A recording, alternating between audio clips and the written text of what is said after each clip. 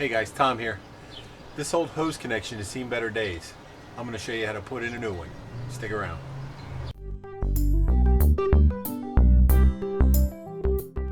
This is where the hose comes through the wall. This is a very old house, and you can see this is a very old connection. It's not the kind where I can just take a couple of screws out of the hose bib outside and pull it through the house. I'm going to have to do some disassembly. I've already cut off the old plumbing. It went from this out to the hose and then down here to a toilet connection. I've already taken the old toilet out and just blocked up the hole for now. I don't know if I'm going to replace the toilet or not. I've already cut everything away and installed a new shutoff valve. This is my favorite shark bite quick install shutoff that slips right onto the pipe.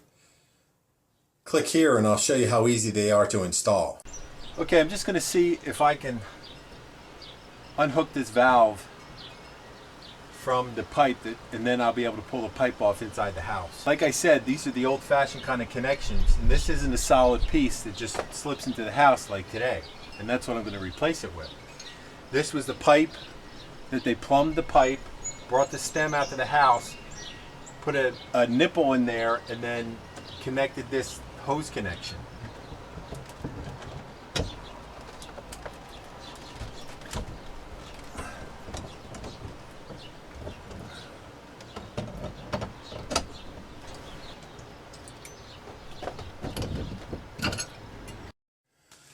And then I should be able to just pull this right through the house. But I can't. So I'm going to have to go back outside and see what's up. How this is set up is this is another connector. There's a piece of pipe behind it and then it goes to the house. This is getting hung up on the hole.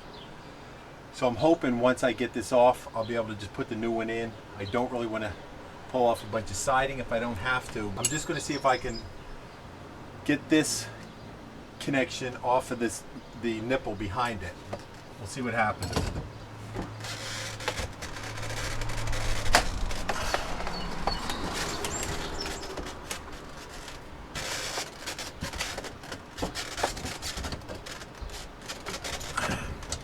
The whole thing's spinning. In retrospect, if I would have left it connected to give me some rigidity, I could have just spun this right off. Plan B. When I thought I wasn't doing anything inside, or when I tried spinning this before and I wasn't loosening this connection, it was loosening the connection inside. So I got this off, but there's another collar like this inside that's mucking up the works. So at least hopefully I can get a little better bite on the pipes out here and I'll be able to get it apart.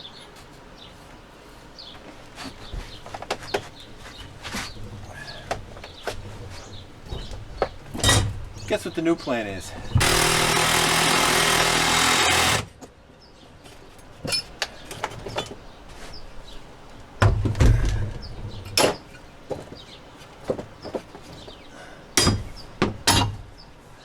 I bet it comes out now. Take a saw to it, show it who's the boss. Works every time. So now that I have the old hose out, I'm going to put this new one in. And what this does is the shutoff is actually, even though the handle is here, the shutoff is way back here. You can see that, and how that is beneficial is when you close this and shut your water off, the water shut off here, so there's no water up here. This water will drain out, and therefore in the wintertime you won't have a freeze problem. And that's important, especially in cold climates like here where I live. So what I'm going to do is I'm going to put a little sealant on the back here, and I'm just going to use a little silicone. Just feed it through the hole. Make sure it's where you want it. So I have it in place. All I did is I took the little handle off to give me some clearance for my screw gun.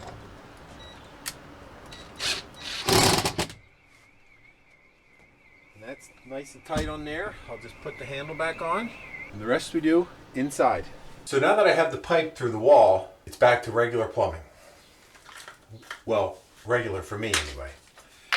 And what I have to do is connect this threaded to This fitting, it's a female fitting by a slip joint, a shark bite joint. And I do love my shark bite joints. I'm just going to get a couple of wraps of Teflon on here, on these threads, because you always want to seal your threads. Just need 1 or 2 on this because these threads are actually kind of tight.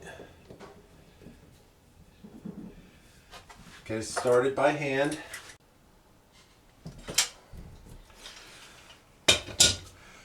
Okay, so the rest is easy. So let me get that plumbed up real quick. We took a toilet out, but for the time being, I'm just eliminating the toilet. So I just have to go from this shutoff valve across and down to the outside faucet. This eyeball in here. So again, with these shark bites, you just slip them right in and they don't come out. I just have a little cutoff in there. So I pushed in here, connect it to here. They're both in there nice. So I just take a clip this hose in place, line up where I want the cut to be. Get my little cutter, and again, you can cut this pipe with a saw, a knife, anything, and then just put it in, and guess what? I'm done in 10 minutes. Yeah, I could have soldered all these joints, and believe me, I've soldered a ton of piping, but this stuff is so easy, why wouldn't you use it? So everything's all connected, the water's turned back on in the house, and now's the moment of truth.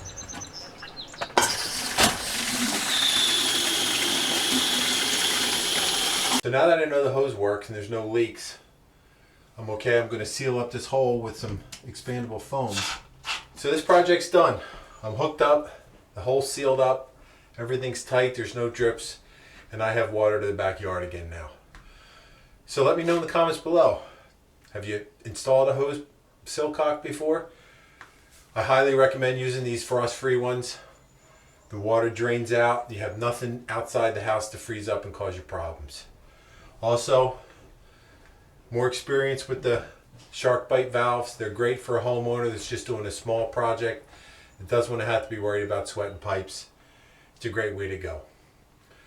So, I hope you got something out of this project. If you need to put a new hose Silcock on, now you know how to do it. So until I see you next time right here on the HomeCraft Chronicles, remember, take care of yourself and your home. I'll see you.